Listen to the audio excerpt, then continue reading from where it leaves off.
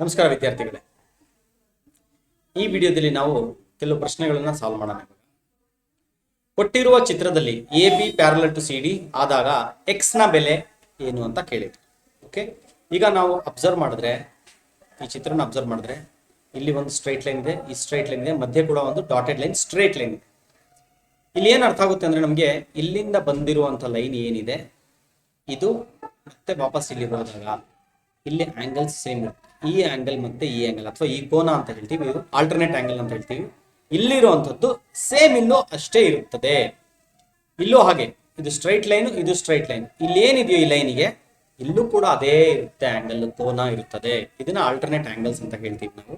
So ಇಲ್ಲಿ 45 degree ಆಗಿರೋದ್ರಿಂದ ಇದು ಕೂಡ 45 ಡಿಗ್ರಿ ಆಗುತ್ತೆ. ಇಲ್ಲಿ 30 ಡಿಗ್ರಿ ಆಗಿರೋದ್ರಿಂದ ಇಲ್ಲಿ ಕೂಡ 30 ಡಿಗ್ರಿ ಆಗುತ್ತೆ.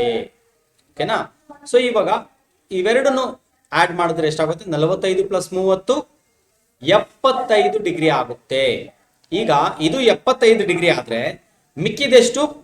ಟೋಟಲ್ ಬಂದ್ಬಿಟ್ಟು 360 ಡಿಗ್ರಿ ಇರೋದು. 360 ಡಿಗ್ರಿಲಿ 75 ಡಿಗ್ರಿನ ನಾವು ಕಳಿಬೇಕು. ಆವಾಗ ಎಷ್ಟಾಗುತ್ತೆ ನಮ್ಗೆ? 75 ಡಿಗ್ರಿ ಕಳೆದ್ರೆ ಎಷ್ಟಾಗುತ್ತೆ ಹೇಳಿ? 285 ಡಿಗ್ರಿ ಆಗುತ್ತೆ. ಸೊ ನಮ್ಮ ಉತ್ತರ ಏನು? ಎಕ್ಸ್ ನ ಬೆಲೆ 285. ಕೊಟ್ಟಿರುವ ಚಿತ್ರದಲ್ಲಿ ಮತ್ತು ಆಂಗಲ್ POI 90 ಡಿಗ್ರಿ ಮತ್ತು A:B, A ಅನುಪಾತ B 2:3, 2:3 ಆಗಿದೆ. C/2 ನ ಬೆಲೆ ಏನು? ಓಕೆ ವಿದ್ಯಾರ್ಥಿಗಳೇ, ಯಾವಾಗಲೂ ಈ ತರ ರೇಷಿಯೋ ಅಥವಾ ಅನುಪಾತ ಅಂತ ಹೇಳ್ತೀವಿ ಕೊಟ್ರೆ ನಾವು ಇದನ್ನ ಎಕ್ಸ್ ರೂಪದಲ್ಲಿ ಬರ್ಕೋಬೇಕು. ಅಂದ್ರೆ ಇದು 2x, ಇದನ್ನ 3x ಅಂತ ಬರ್ಕೋಬೇಕು. ನಾವು ಎಕ್ಸ್ ನ ಬೆಲೆ ಕಂಡುಹಿಡಿಬೇಕು. ಏನ್ ಬರುತ್ತೋ ಅದನ್ನ ಇಲ್ಲಿಗೆ ಸಬ್ಸ್ಟಿಟ್ಯೂಟ್ ಮಾಡಿದ್ರೆ ಆಯ್ತು. ಇವಾಗ ಇಲ್ಲಿ ಅಬ್ಸರ್ವ್ ಮಾಡಿದ್ರೆ ನಾವು ಇಲ್ಲಿ ನೋಡಿ, POX ಅಬ್ಸರ್ವ್ ಮಾಡಿದ್ರೆ 90 ಡಿಗ್ರಿ ಇದೆ. ಇಲ್ಲಿ ಎ ಮತ್ತೆ ಬಿ ಇದೆ. ಅದರ ಅರ್ಥ ಏನಾಯ್ತು? A + B ಎಷ್ಟು ಬರುತ್ತೆ? 90 ಡಿಗ್ರಿ ಅಂತ ಅರ್ಥ. ಈಗ ಎ ಅಂದ್ರೆ ಏನು? 2, ಬಿ ಅಂದ್ರೆ 3. ಸೊ 2x 3x ತಗೊಂಡಿದ್ದೀವಿ. ಎ ಬದಲು 2x ಸಬ್ಸ್ಟಿಟ್ಯೂಟ್ ಮಾಡ್ತೀನಿ, ಬಿ ಬದಲು 3x ಸಬ್ಸ್ಟಿಟ್ಯೂಟ್ ಮಾಡ್ತೀನಿ. ಸೊ 2 + 3 ಎಷ್ಟಾಯ್ತು? 5x = 90 degree. ಎಕ್ಸ್ ಏನಾಗುತ್ತೆ? 90/5 ಅಂದ್ರೆ 18 ಡಿಗ್ರಿ ಆಗುತ್ತೆ. ಅಲ್ಲಿಗೆ ಎಕ್ಸ್ ನ ಬೆಲೆ 18. ಸೊ ಹಾಗಿದ್ರೆ ಎ ನ ಬೆಲೆ ಎಷ್ಟಾಗುತ್ತೆ? ಇಲ್ಲಿ 2 × 18 2 × 18 36 ಡಿಗ್ರಿ ಆಯ್ತು. ಅದೇ ರೀತಿ ಬಿ ನ ಬೆಲೆ 3 × 18 54 ಡಿಗ್ರಿ ಆಯ್ತು. ಎ ನ ಬೆಲೆ 36, ಬಿ ನ ಬೆಲೆ 54 ಡಿಗ್ರಿ. ಇವಾಗ ನಾವು ಇಲ್ಲಿ ಕೇರ್ಫುಲ್ ಆಗಿ ನೋಡಿದ್ರೆ ಬಿ ಮತ್ತು ಸಿ ಮಧ್ಯೆ ಲೈನ್ ಇದೆ, ಸ್ಟ್ರೈಟ್ ಲೈನ್ ಇದೆ. ಇಲ್ಲಿ ಬಿ ಮತ್ತೆ ಸಿ ಆಡ್ ಆಗುತ್ತೆ. ಅಂದ್ರೆ ಏನರ್ಥ? ಬಿ + ಸಿ ಆಡ್ ಮಾಡಿದ್ರೆ ಎಷ್ಟು ಬರಬೇಕು ನಮಗೆ? 180 ಡಿಗ್ರಿ ಬರಬೇಕು. ಈಗ ಬಿ ಎಷ್ಟು ಬಂತು ನಮಗೆ? ಆಲ್ರೆಡಿ 54 ಡಿಗ್ರಿ ಬಂದಿದೆ. Plus C = 180. ಅಂದ್ರೆ ಸಿ ಏನಾಗುತ್ತೆ?